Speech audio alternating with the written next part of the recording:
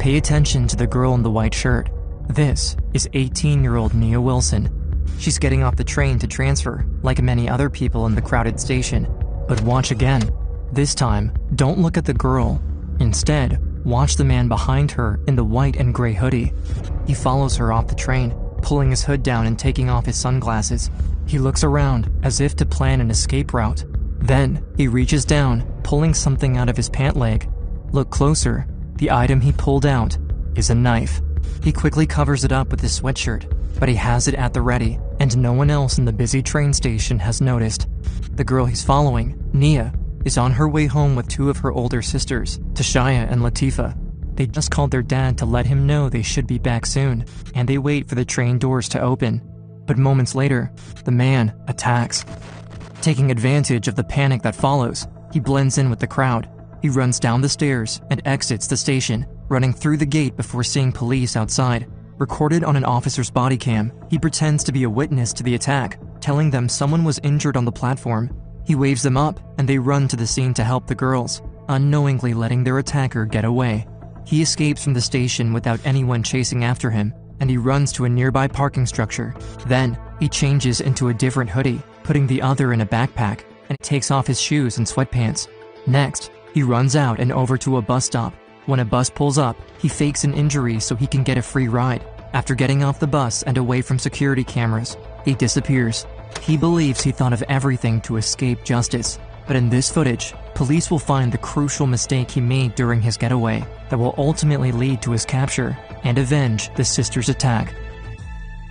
It's July 22nd, 2018. Around 9:45 p.m., the girl's dad gets a frantic call from his daughter, Tashaya. I couldn't understand what she was saying. All I could recognize her saying was Bart. I figured maybe they got into a little skirmish with somebody on Bart. Unsure of what he'll find, he rushes to the car right away and drives to the MacArthur BART station, or Bay Area Rapid Transit. All he knows is that his girls are in trouble, but what he sees there is worse than he could ever imagine.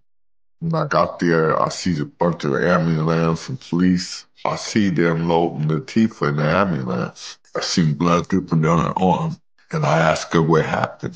She just said, "Go check on Nia." I turn around, I run up the stairs at Bart, and I see my daughter's body. It's the hardest thing I ever experienced in my life. Seeing my baby dead. It's impossible for Nia's dad to wrap his head around what he's seeing. In less than 3 minutes from when she was stabbed in the neck, Nia has died. Her dad also has the heartbreaking task of calling her mom, Alicia. When she hears what happened, Alicia is shattered. In disbelief, she leaves her home in Sacramento and heads for Oakland right away. It was like the longest, quietest, because I kept on waiting on them to call back and say she okay.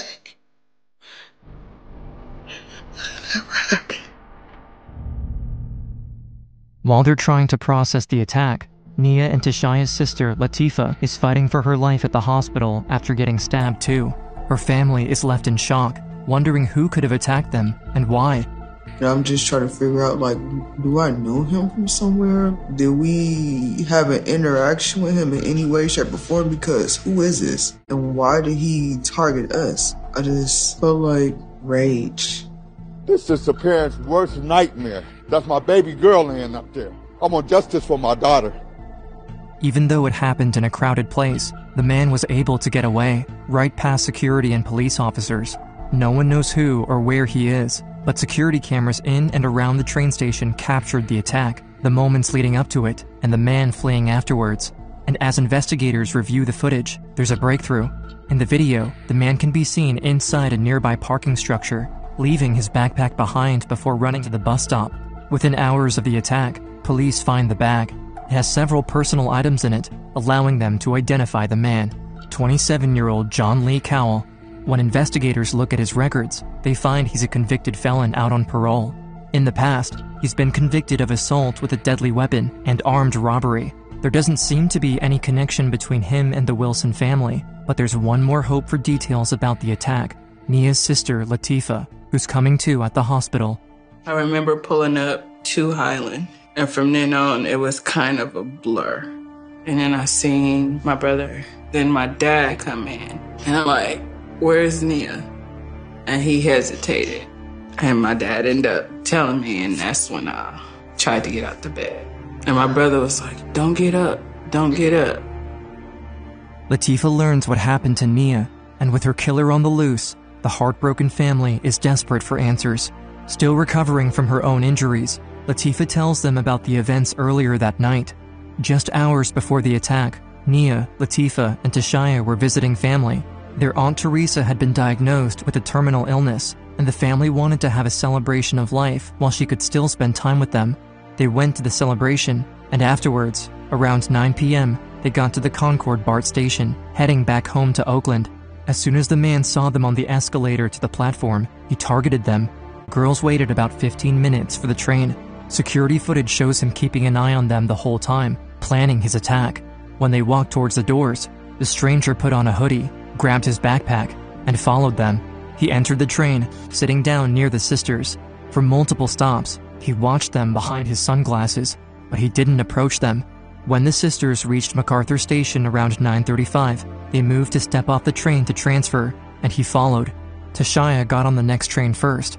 Then, a woman with a baby in a stroller started to back out through the doors, and Latifah and Nia waited on the platform. She don't see us because she's backing up, but the baby like this at Nia, hi baby. And me and Nia proceeded to walk onto the BART train, but all you hear is, and Nia flung forward.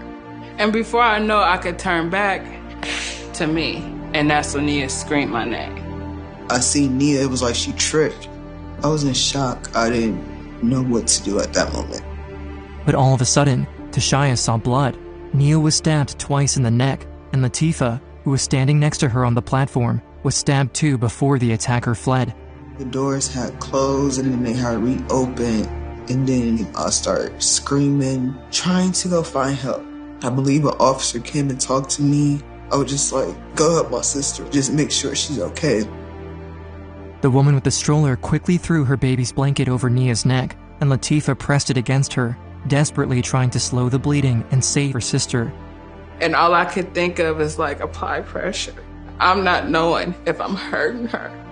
I'm not knowing if I'm making it. And then I turned around and the security guard just grabbed me. It was like, you've been stabbed too. The security guard pulled her away, but Latifah didn't care about her own injuries. All she could think about in that moment was her sister. I still feel that guilt of I couldn't save her. She just yelled my name.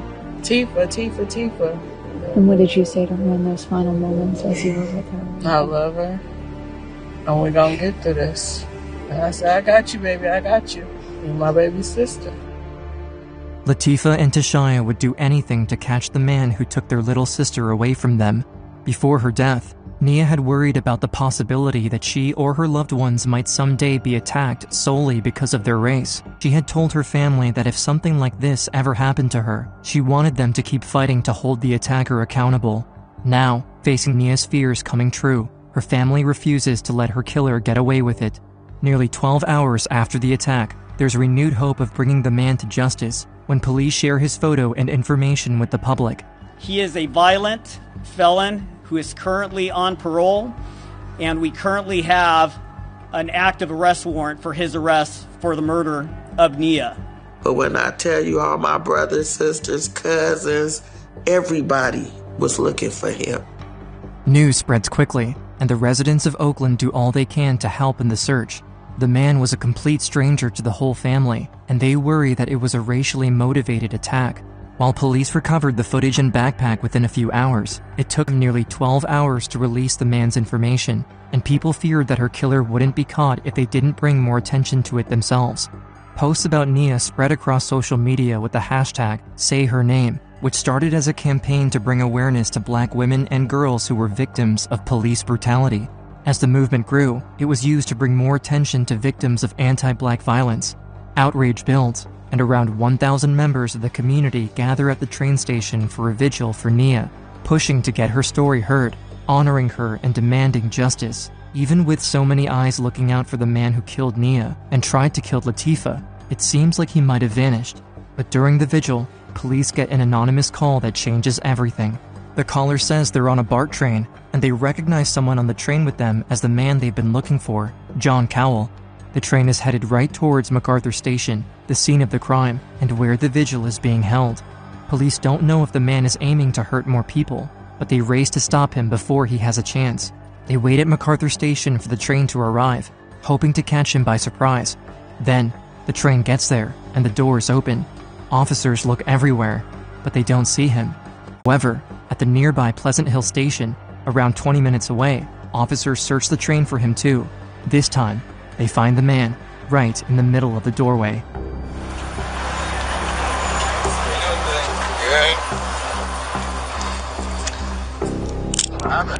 Tell you in a minute.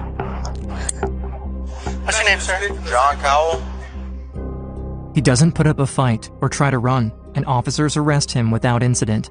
Less than 24 hours after the attack, the manhunt has come to an end. But while the man seems cooperative in this footage, he still has a plan to try to escape justice. In February of 2020, John Lee Cowell goes on trial. He has a history of mental illness, and he pleads not guilty by reason of insanity. When he testifies, he leans into it, saying he believed the sisters were aliens who kidnapped his grandmother.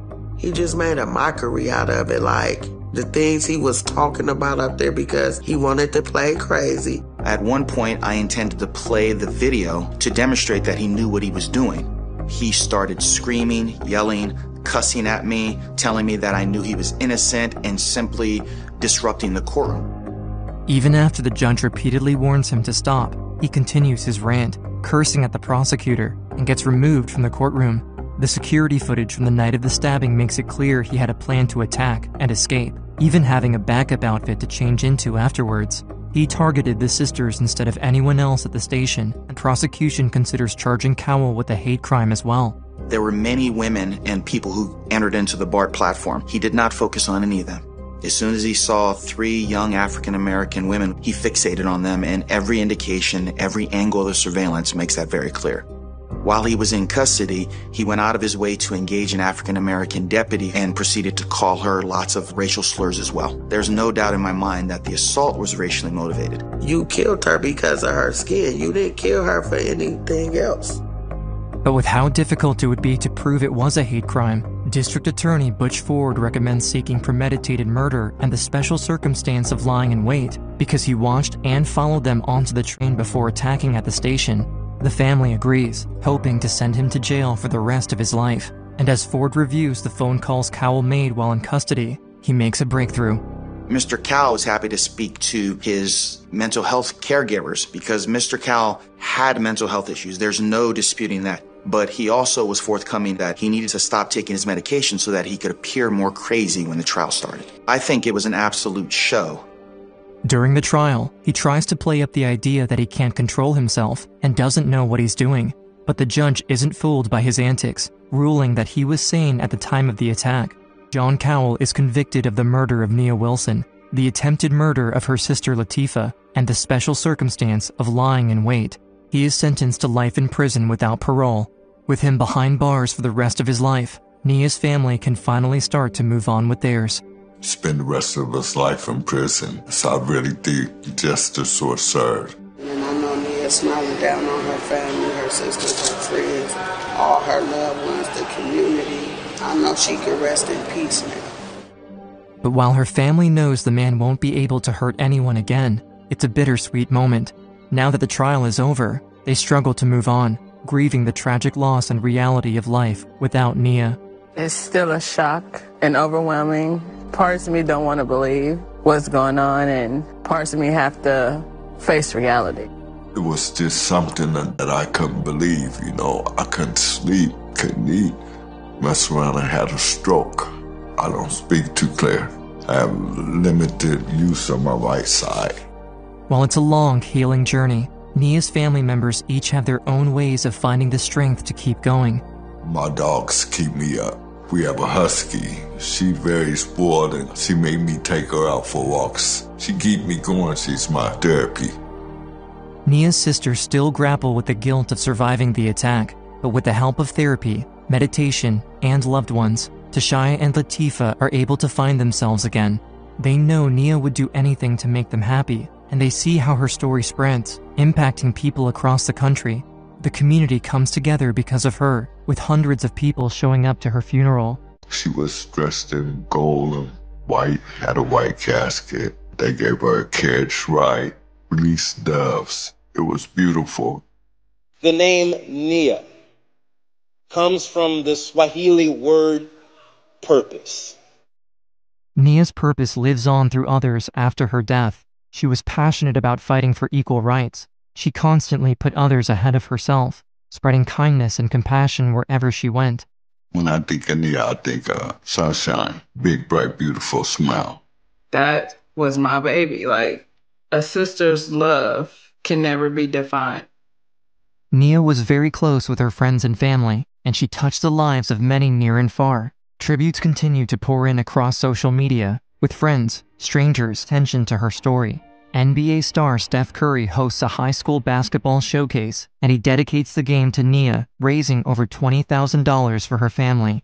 Her school also honors her at what was supposed to be her graduation. The class of 2018 is not complete without one more graduate.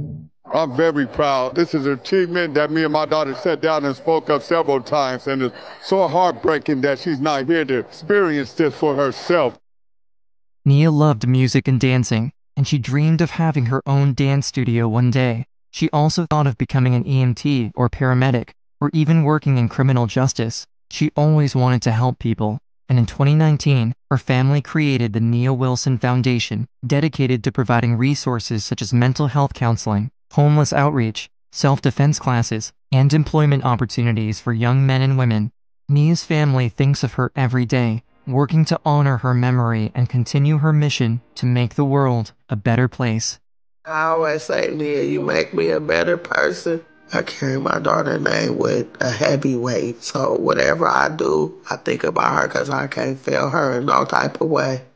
I think Nia wants to be remembered how she loved people, how she cared for people, her passion for people and rights for everybody. Me and my daughters and the rest of us will see this through. We will make it, even though it's very hard and it's something that we'll think about for the rest of our lives. We're gonna make it. We're gonna make it.